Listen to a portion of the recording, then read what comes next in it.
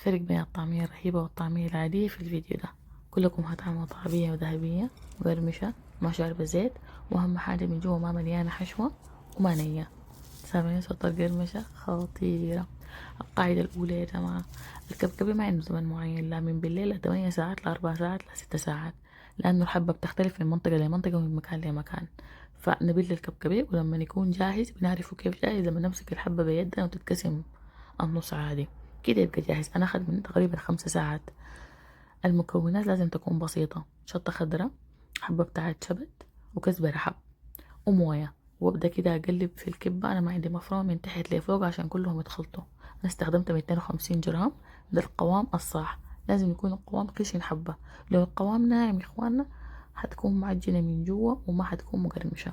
هقسم الخليط النص في الفريزر، والنص التاني ملح، كزبرة، توم، ربع معلقة صغيرة خل، ومعلقة صغيرة بيكنج باودر، ومعلقتين كبيرة سمسم، وموية تقريبا زي معلقة كبيرة عشان تقدر تسهل ليا الرمية.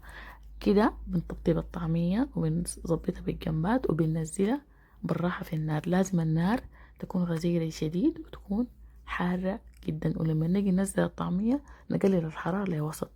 لازم يا اخوانا انتبهوا للخطوات دي. وما هنطلعها من الفريزر ونحطها طوالي في النار.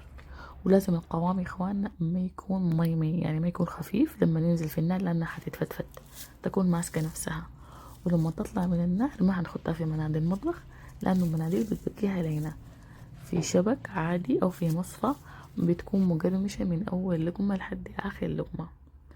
وتفرجوا على الجمال، ذهبية مقرمشة لحد اخر لقمة. بالعافية عليكم، كل سنة وانتم طيبين، ومستنية تطبيقاتكم.